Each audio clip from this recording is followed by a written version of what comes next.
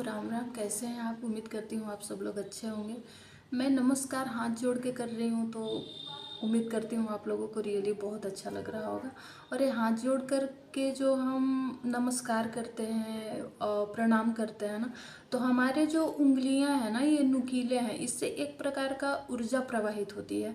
तो जब हम हाथ जोड़ के ऐसे करते हैं तो हमारी जो सात्विक ऊर्जाएं हैं ना, ये एक दूसरे से जुड़कर हमारे शरीर के अंदर ही रह जाती हैं।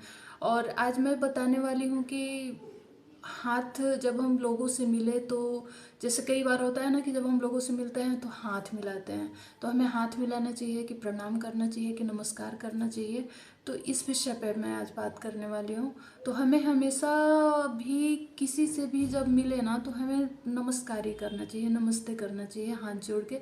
इससे जो है ना कि हमें कई तरह के फायदे होते हैं। हमारे शास्त्र में हमें हमारे ऋषि मुनियों ने हाथ मिलाने को मनाही की है। जब भी किसी से मिले तो हम प्रणाम करें या तो चरण स्पर्श करें। चरण स्पर्श करने का भी एक जो साइंटिफिक रीजन है, जो हमारे वेद शास्त्रों में ऋषि मुनियों ने आखिर जो भी चीज़ें बनाई हैं, जो भी रूल्स बनाया है ना, वो बहुत सोच समझ कर बनाया है।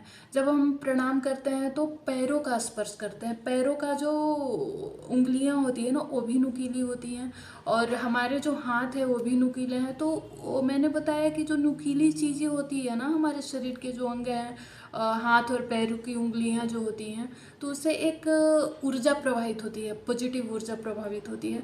तो बड़ों के जब हम पैर छूते हैं ना, तो उनके जो पैर हैं, पैरों की उंगलियां से ऊर्जा प्रवाहित हो रही है, और हम अपने हाथों से उनके पैर के दोनों पैरों के उंगलियों का स्पर्श करके जब प्रणाम करते हैं ना, तो उनकी जो सात्विक ऊर्जा है, उनकी जो पॉजिटिव एनर्जी है, वो हमारे तक पहुंचती है। इसीलिए हमारे शास्त्रों ने कहा है प्रणाम करना। अगर आप उस लेवल के लोगों से मिल रहे हैं, जैसे ऑफिस में हैं या फिर आसपास के लोगों से ही हम मिलते हैं, तो जो आप प्रणाम नहीं कर सकते हैं, तो हम हाथ मिलाते हैं, तो हमारी जो ऊर्जा है वो हमारे तक ही सीमित रहती है। तो हैंडशेक करना जो है वो हमारे शास्त्रों में मना है, और आजकल साइंस इसको अपनी एक दृष्टि देकर इसको मना कर रही है कि अगर हम हाथ मिलाते हैं तो संक्रमण, जैसे स्पर्श दोष, इसको हमारे शास्त्रों में स्पर्श दोष कहा गया है।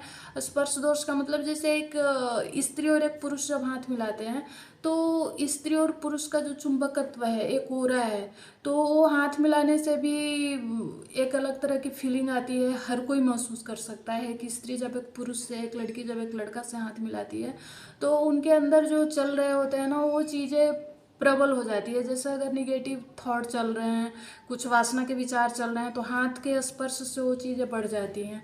तो इसी को शास्त्र में स्पर्श दोष कहा है। तो स्पर्श दोष से बचने के लिए ही प्रणाम करने की मान्यता बनाई गई है, नमस्कार करने की मान्यता बनाई गई है।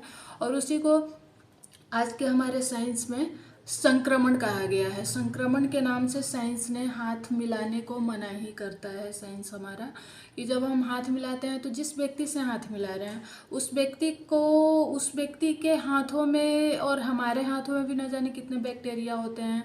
तो उसके कौन से स्किन डिजीज हैं, कौन से क्या हैं, कितने बैक्टीरियाज हैं, तो हाथ मिलाने से एक दूसरे के आदान प्रदान होते हैं। अगर हम हाथ मिलाने के बजाय नमस्कार करते हैं, तो हम ये संक्रमण जो एक दूसरे को दे और ले रहे हैं, इससे हम बच जाते हैं। और हाथ मिलाने के संदर्भ में स्वामी विवेकानंद जी की एक बहुत ही प्यारी प्रसंग मुझे याद आ रहा है, बहुत ही प्यारा प्रसंग, सॉरी, याद आ रहा है कि जब वो एक बार वो अमेरिका गए हुए थे, तो वहाँ पे पत्रकारों ने उन्हें घेर लिया, और वो अपने सनातन धर्म की प्रचार प्रसार करने के लिए विदेशों में जाया करते थे। तो पत्रकारों ने उनसे पूछा कि आपके देश की जो स्त्रियां हैं, वो मैंने सुना है किसी से हाथ नहीं मिलाती हैं, क्यों नहीं मिलाती हैं हाथ?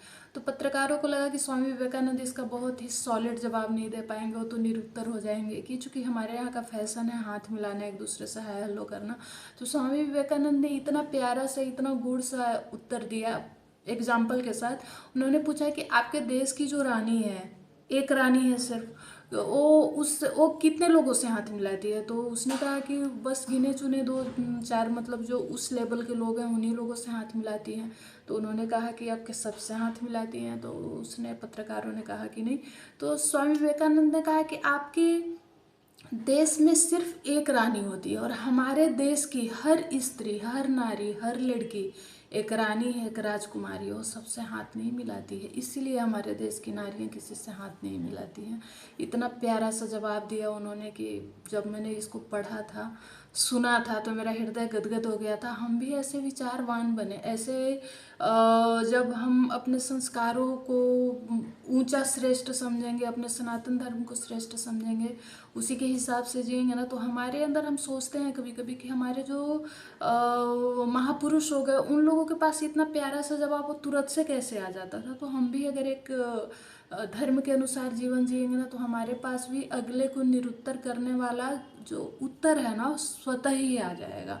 तो स्वामी विवेकानंद जी का भी बात का हम मर्यादा रखें, और शास्त्र की भी बात का हम पालन करें, और साइंस की जो दृष्टि है उससे भी हम रोग एक दूसरे से ना लें, और आज से ही हम हाथ मिलाने की जगह प्रणाम करने और नमस्कार करने को ही अहमियत दें, उसी का महत्व दें।